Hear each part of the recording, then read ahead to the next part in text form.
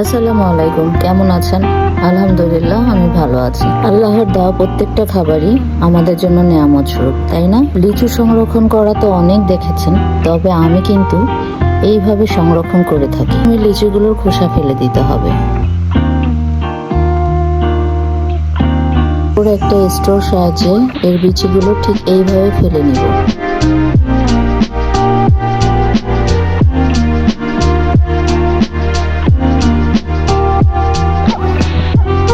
এরপরে একটা এয়ারটাইট বক্সে ফুড রেপার দিয়ে লিচুগুলোকে একটা একটা করে সেট করে তার উপরে আবার একটা পেপার দিয়ে এইভাবে র্যাপ করে বক্সে রেখে দিতে পারেন বছর জুড়ে। এখানে আমি কিছু পরিমাণ সাবু ভালো করে পানি দিয়ে ধুয়ে নিব।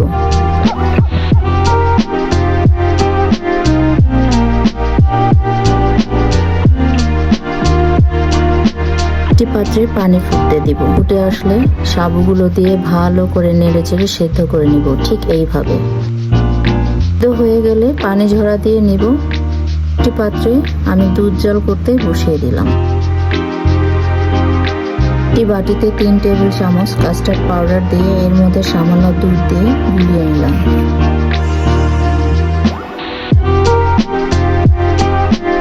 হালকা গরম হয়ে আসলে গোলানো কাস্টার্ড ঢেলে দিব। আলো চলে আসলে এর মধ্যে দিয়ে দিব সিদ্ধ করে রাখা সাবু।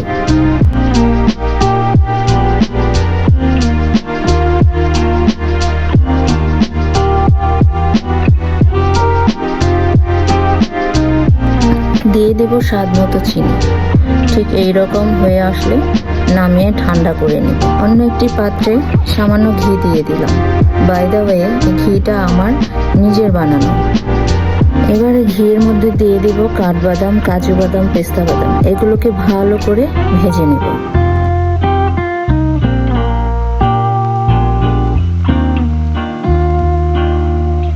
এবার চুলার জালটা কমিয়ে এর মধ্যে দিয়ে দিব কিশমিশ।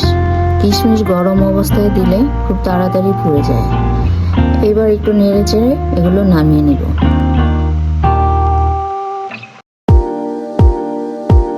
এবার ফল কেটে নেওয়ার পালা। আমি প্রথমে এখানে আম ছিলে ভালো করে কিউব কিউব করে কেটে নিচ্ছি।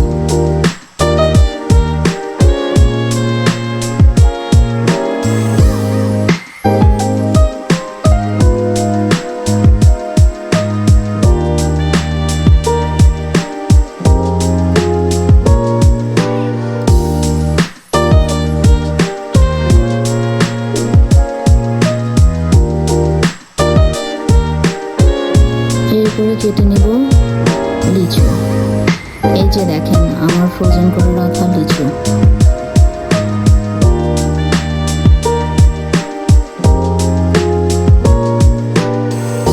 দেখতে পেরেছেন, প্রায় 1 সপ্তাহ হয়ে গেছে এই লিচুগুলো আমি ফ্রোজেন করে রেখেছিলাম।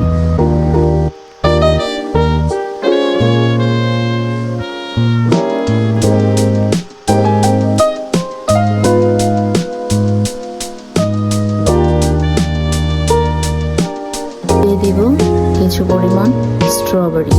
এই স্ট্রবেরিও আমি ফ্রোজেন করে রেখেছিলাম। এরপরে দিয়ে দেব কাঁঠাল, বিচি ছাড়িয়ে কিউব করে কেটে নেব।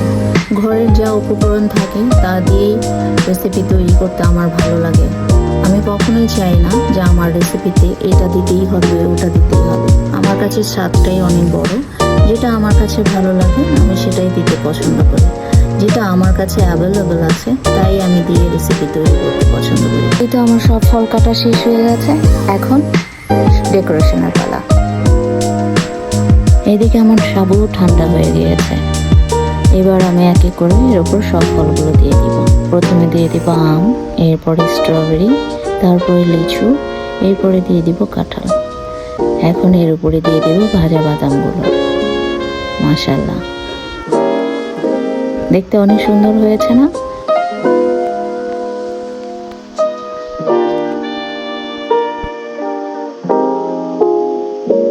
সুপ্রিয় দর্শক, দূরে ও কাছে যে যেখানে বসে আমার এই ভিডিওটা দেখছেন এবং আমাকে সাপোর্ট করছেন, আপনাদের সবাইকে জানাই অনেক অনেক ভালোবাসা ও অনেক অনেক অভিনন্দন। ভালো থাকবেন। আল্লাহ হাফিজ। আসসালামু আলাইকুম।